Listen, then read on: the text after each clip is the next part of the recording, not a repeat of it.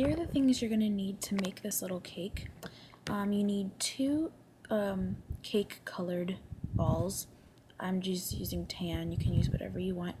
That is for your fondant. It's for your base icing. I'm using a pretty dark blue. It's a pretty big ball of that too. That's your filling color, and that's going to be a little bit smaller than your fondant. And you need a little tiny ball of green, if you can see that, and a small snake of whatever color. I'm going to do a rose for this cake on top, and that's what color I'm using for the rose. Going to be yellow, so whatever color you want.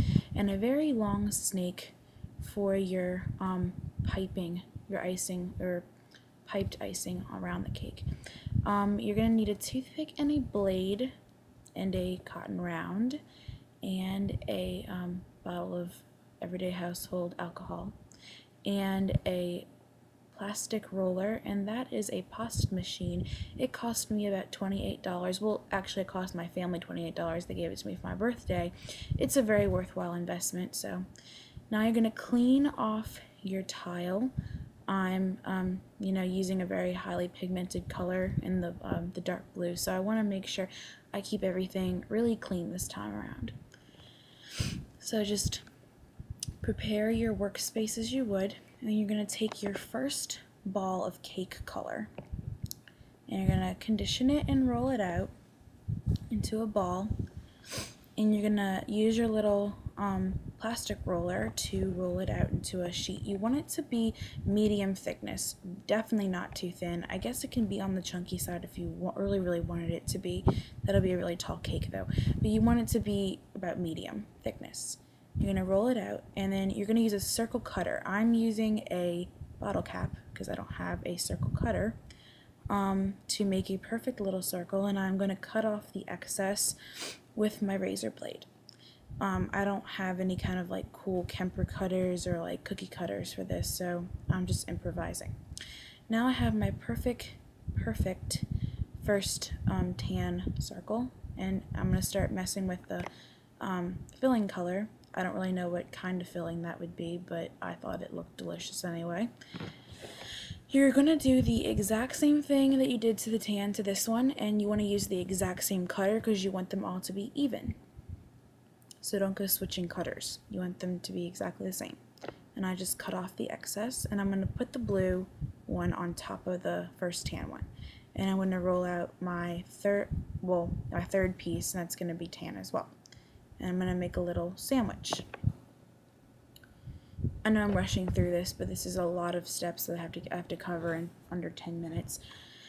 You want to make your little sandwich and shape it up and kind of roll it on the sides to make sure that you don't have any air bubbles, traps, or anything. And yeah, so there's your sandwich. Now you're going to take your fondant color, and you're going to roll, like, knead it in your hands and make it like a little elongated oval and stick it through your pasta machine on a 1. You want it to be extremely thin, and that's what it comes out to be. And you're going to cut out a square from that, however big. You're just going to have to eyeball it. There's really no measurement for it. Just eyeball it however big you need it, and cover the whole little sandwich with your fondant color. And sometimes you're going to get your clay's going to tear because it's so thin. Sometimes you're not going to have enough, so you can cut out excess pieces and just stick them on there. And just like I'm doing right now, I'm buffing out all of the seams and all the imperfections with my fingers, and I'm kind of rolling it on its side too. You want it to be completely smooth. So there's your perfect little cylinder. Now you're going to take your long snake and cut it down to size. Mine is kind of long. You want these pieces to be able to wrap all the way around the top of the cake. So just use your discretion. Like I said, there's really no specific measurements. Just roll them out into, well, both pieces have to be equal. You have to do 2 pieces of equal length. And once you get that done, It's kind of aggravating. You're going to put them together. And yeah.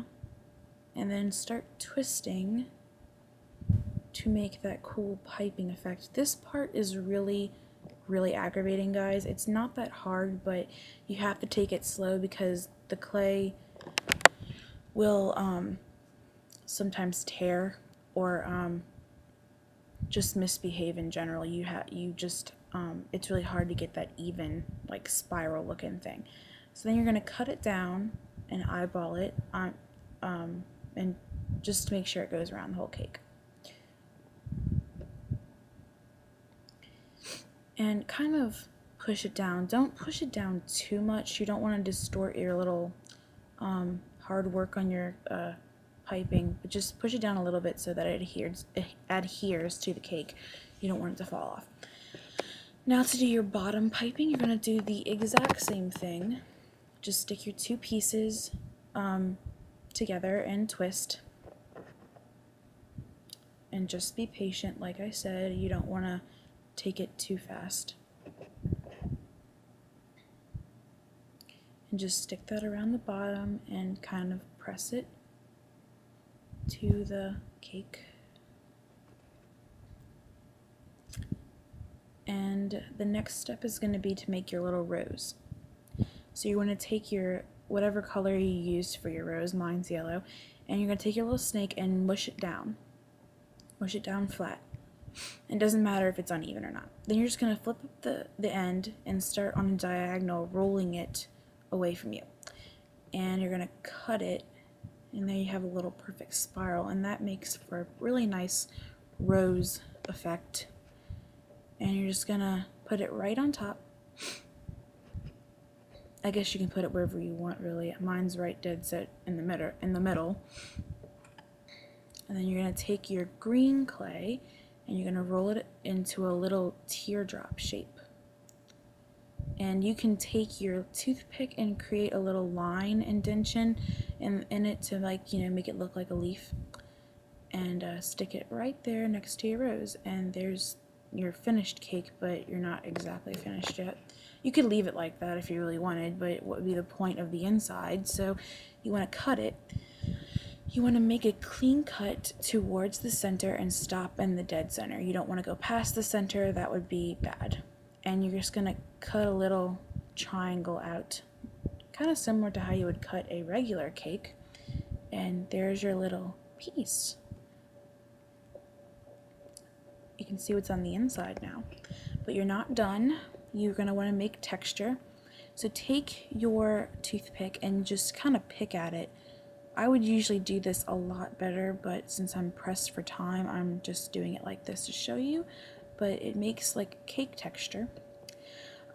Just take your time with this tutorial. It's kind of a lot of steps, and just don't go as fast as I'm going right now. I'm just doing that for time's sake, but you can probably decide what colors you want after you watch the tutorial because you've seen how it's made.